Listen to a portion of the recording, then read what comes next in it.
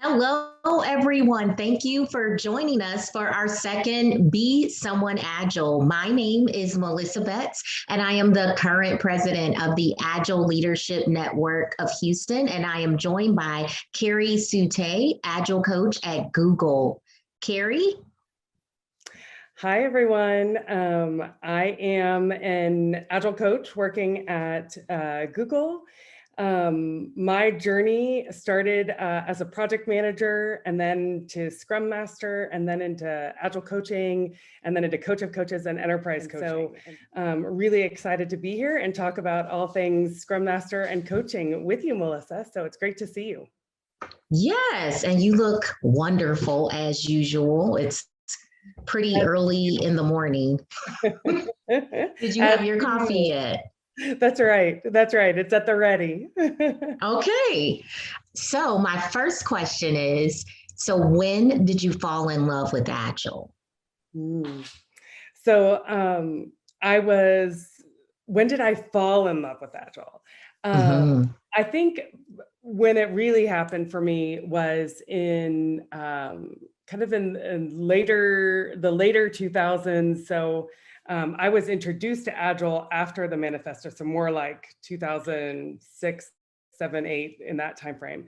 And I was given the opportunity to work with a modeling and simulation team that did work for the government. I was consulting at Booz Allen out on the East Coast. And this team, it would be a brand new team. We would have high visibility. The work we were doing would be presented in front of the National Intelligence Committee and working with all the different ICs. And so there was a lot of visibility to it. And a lot of intensity in terms of we had to run models and analyze the models, try to get real data, et cetera. And the one thing that was a must for me was that I needed to be a Scrum Master. So I needed to shift from my project management role and run our team as a Scrum team. And so that was the first time that I got to start on a team as a Scrum Master from scratch and design how it would work, what our work structure would look like. For example, we did work streams as well as breaking kind of features into epics. Our team was brand new. We had a wide range, generational range of people. So a couple people that had just graduated from college to network experts and engineers that had been in the business for over 20 years. And so I was given the opportunity to bring everyone together and to really coach them through not only developing the model, but working with people, learning how to expand our presentation skills, et cetera. And using Scrum allowed us to become a really cohesive team. And we had very hard quarterly deliverables that we made. And we consistently made to the point where we were winning our 100% award fees. We were up for awards within the government community, which is very unusual as a contractor company. And so I think it was because we really reached more of that high performance that we talk about a lot, but we don't always see and don't always get to feel. Yeah. That's really when I fell in love, when I started to see the team come together to learn from each other and to work as a real team where they truly collaborated, where it wasn't just talking it was, how do we do this together? How can we be successful together? And that's when I think it's fair to say I really fell in love, and to this day still keep in touch with that team. So it was a really neat, unique way to bring us all together. And so I'm really thankful for that. We did a lot of goofy things, awards for each other and talking sticks and all kinds of stories. Awesome Agile love story. I love that you had success straight out, because I'm sure it must have boosted your confidence in using that Scrum framework and also boosted your confidence in terms of executing on your skill set, right? Absolutely. Absolutely. I also have lots of learning stories in there as well. I learned as a Scrum Master. And the neat thing is that the team, because we were all, at the time we weren't talking about psychological safety, but we had it. We didn't have the term for it. And what I would say is because we had that, we could give each other impactful feedback. We could help each other grow and learn. And that included to me. And I'm forever grateful for that learning and for the fun that we had. So Kerri, it is March and we're celebrating at ALNH, and I'm sure both at Agile Austin, International Women's Day. And so why do you think we need more women in Agile roles, or do we? Do we? Well, I would say we definitely do, for sure.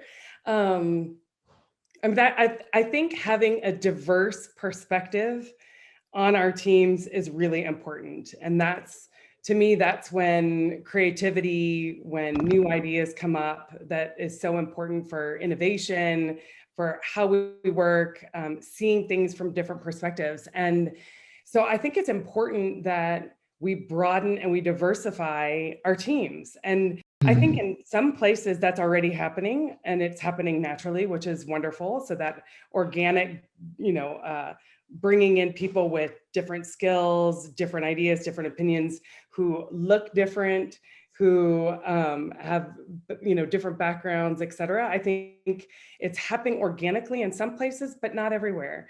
And so I think that there's still too many times when I'm in a room and I'm one of the only women in the room. And there are still moments I can share, even recently, where there are some definite gender inequalities happening in the workplace. And I think it's time for us to move past that. I think we're done with that. I think it's time that it become more common and more the norm, where we have a mix of not just men and women, but a mix of diverse people from all races, ethnic backgrounds, et cetera, that can really bring in just the beauty of different perspectives. I really agree. That's what makes life interesting. And that's where we get better ideas. So it's like we're relying on each other's differences as a singular strength and a superpower for us to be able to innovate. Yeah, it's pretty cool. I think women are necessary in Agile. Absolutely. And we've got a lot of great women out there that are paving the way, who we lean on as our mentors and as our teachers. And so the more we see that, and then the more that we can start to look at other women as they're entering in and becoming players in the field, if you will, I think that just becomes really important. And it's important to highlight, showcase. And so we're talking to you today about to a lot of people that have their Scrum certification and want to transition into the role. And so they're having a really hard time finding employment because they lack some of the experience. And once they get it, they want to move forward into the coaching role. So what are some of the signs that a Scrum Master may be ready to move forward into a team coach role? That's I love this question, Melissa. So a couple things that come to mind for me. My path to Agile Coach started as a Scrum Master. There are some people whose path starts as product owner. I think one of the things that's most important, if our audience has not yet seen the Agile coaching framework that was created by the Coaching Institute, Google that and check it out.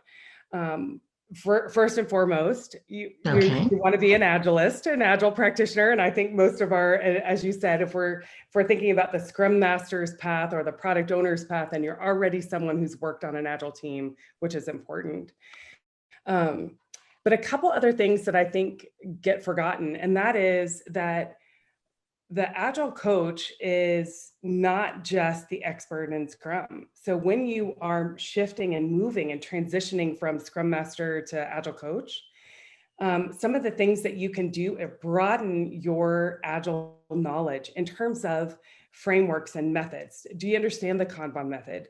Would you know how to take a team whose maybe journey in Scrum is such that they're ready from shoe to ha, and they're breaking some of the framework, and they're exploring the impact those changes have, and they're ready to maybe be a little less framework, in a framework, less in the framework and more open in how they're operating, and what might that look like for them? So I think the Scrum Master's path to Agile Coach can often be seen through the lens of Scrum only. And as an Agile Coach, most of the companies are looking for a coach to come in and explore and understand, do some discovery of how is this team or this group of teams or this program or this organization, because your scope changes when you go from Scrum Master to Agile Coach. In Scrum Mastering, you are the Scrum Master of 1, 2, maybe 3 teams. If we want to be real effective. As an Agile Coach, you are looking at multiple teams as a whole, as a system. You're looking at an organization. And what we're often asked to do is, how do you see that organization? Where can the values and the principles come alive on our teams? What are the right practices that make sense for those teams? And it may not always be Scrum. So the more you can broaden your skills in understanding Kanban, pair programming through XP, any of the scaling frameworks, so LESS, SAFe, those are the 2 that I'm the most familiar with. And I'm not suggesting that as an Agile Coach, you need to be experienced in all of these frameworks, but you need to have the ability to work with multiple teams and help them find the framework, the practice, the method that makes sense for them. And it's not always Scrum. And so I think that's something that is important for our Scrum Masters to think about. How are you developing those skills so that you can coach the manifesto, coach the values and principles to a broader group, to multiple teams, to an organization? That is an excellent call out. I know I liken it to a doctor. They can only offer you remedies that they're aware of, that they know about.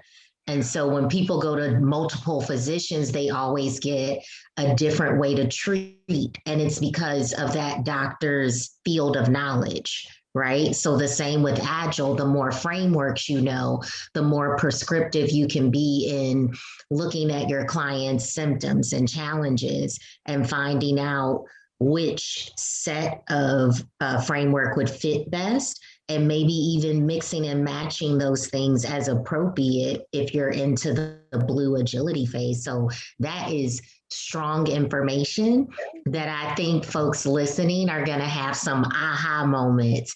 And so in supporting that, what are some of the accreditation courses that you think would be valuable to them in going on that forward transition into, I definitively want to be an Agile coach? I would definitely say I'm biased to the route that I took, because I went through the IC Agile learning journey. And the reason I chose IC Agile is because they are framework agnostic. So you are learning the core concepts of coaching and facilitation, which are critical components for any coach, whether you're working with in a small program, a small organization, or a large one. And I like that the courses, and so here I'm talking about the Agile Team Facilitation course and the Agile Coach Team Coaching course. So it's ATF and ACC are the acronyms there. But if you go onto the IC Agile website, icagile.com, and you look under their Agile Coaching Learning Roadmap, you'll see the list of courses there. I like those because as an Agile coach, and if we go back to that Agile coaching framework, there is the Agilist at the top, if you will, and on the sides are things like teaching and mentoring, coaching and facilitating. And so as a Scrum Master today, what I would also share with you is that practice you're already facilitating events. Continue practicing that. Hone in on your skills for facilitating. How do you facilitate through dysfunction? How are you with disagreements and differences? We talked about that just a few minutes ago when we were talking about differences of opinions. How can you hold differing perspectives to bring around a meaningful conversation? How can you help resolve conflict and facilitate through that? Those skills absolutely connect and help you expand your skills as an Agile coach. And the Agile Team Facilitation course will help you hone in on those even more. And then in the ACC course, and I think Scrum Alliance might also have an Agile coaching course that I'm not as familiar with. I know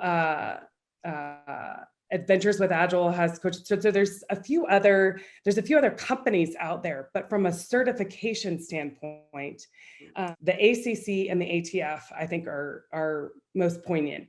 And in the ACC course, you're going to learn about professional coaching.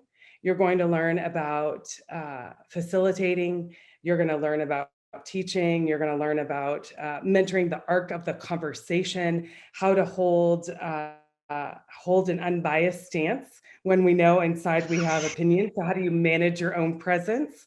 How do you help your group of individuals, whether it's a team, multiple teams, teams of teams, moving forwards towards the goal that they're getting to? So courses like that are designed to help you expand the skills that you're already starting as a Scrum Master.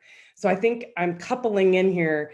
Take the certification courses, explore the IC Agile roadmap would be my recommendation, because then that also helps you expand your framework knowledge. And then keep practicing. And don't disregard the skills that you are building as a Scrum Master, because those skills are the foundation of what you need as an Agile coach. And so talking about exploring, how do you teach? How are you teaching new concepts to your team? Are you doing lunch and learns for other people and expanding your skills there? So couple the certifications with the practicing that you're already doing. And I think that will be the most beneficial. And for those that really want to get into professional coaching, then to me, there's nowhere else than ICF, the International, I won't remember the name of it, the International Coaching Federation. ICF is one of the best organizations for professional one-on-one coaching. They won't go into as much into facilitating and teaching. That's really your one-on-one coaching. I'm not actually sure if they even do team coaching. They might.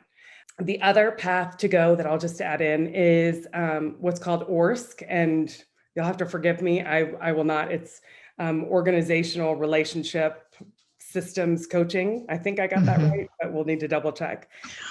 Here, what that does, that type of, those types of courses help you as a coach see a system, see a team as a system. How do you, and as a coach, enter into that system, and how might you impact that system when you do? And what are the systems within the systems? What are the relationships, and how do you coach through those? So to me, ICF is a wonderful route to take if you're interested in one-on-one coaching. ORSC is a great path to take when not just they'll help you with one-on-one, but it's also really great to me for teams and organizations. But at the foundation, I would start with ATF and ACC through IC Agile. And there's a lot of different member organizations that teach those courses. So I would start with the ATF and ACC and then expand. Once you start to see where you're interested, you might head down the professional ICF route, or you might want to learn more about systems thinking and systems coaching through ORSC. So those would be a couple paths I would recommend. That is by far the best breakdown of the IC courses, because, you know, you have all these different courses and you have a finite amount of money financially to invest in your growth. And a lot of aspiring coaches, you know, that's the number one question is, you know, where am I going to invest that I'm going to get the return on investment?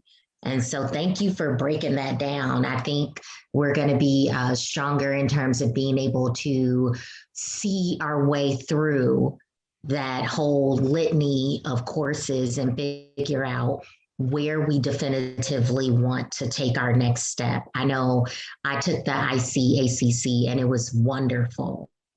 And so what are some of the, I want to say, like, significant differences and challenges if one decides to pursue agile coaching that a Scrum Master doesn't face? So I go back to scope. So one of the biggest differences between the Scrum Master and the coach is the scope of work that we're doing. So differences will be that we need to be able to see the organization as a whole. And I kind of alluded to that in the previous question. And as a Scrum Master, you're really being able to dive in and you get personal with your team. Like, as I mentioned, with my love story, my team that I still keep in touch with, people on text, we're sending pictures of babies back and forth and getting to celebrate big milestone moments in each other's lives, which is wonderful. You get that personal connection with. And as an Agile coach, if you're taking on more and more teams and you're looking at an organization, for example, I think it depends on each person, but your level of intimate connection with the team is going to fade a bit. The reality is you're not with one team all the time to be able to develop some of those very special connections that you would. You're still developing relationships and you will still develop connections. Make no mistake about that. But it's different when you're with one or two teams all the time every day to when you're with 10 teams or working with a broader organization and you're working more with managers and directors and VPs and leaders to try and help them look at what is our team formation strategy.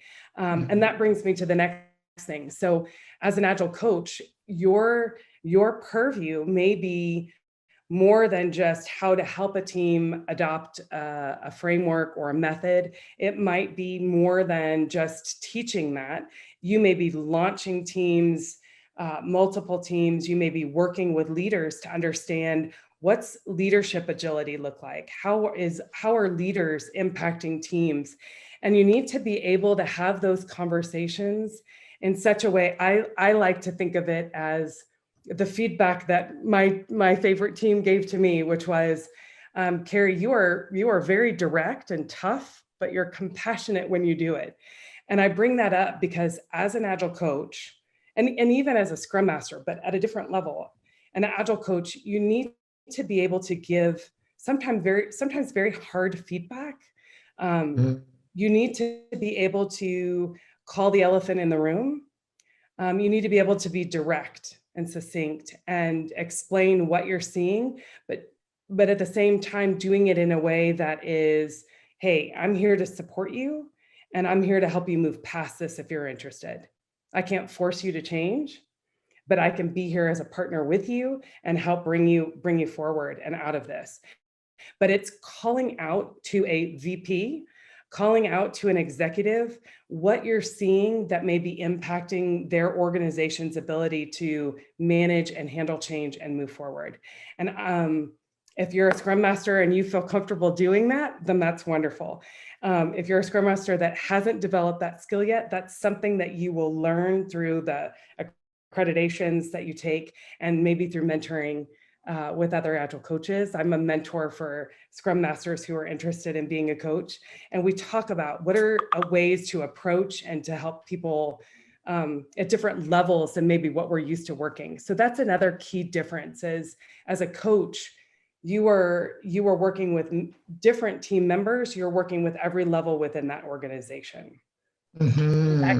How you approach and talk about Agile to a VP is very different than how you talk and approach Agile with a team member.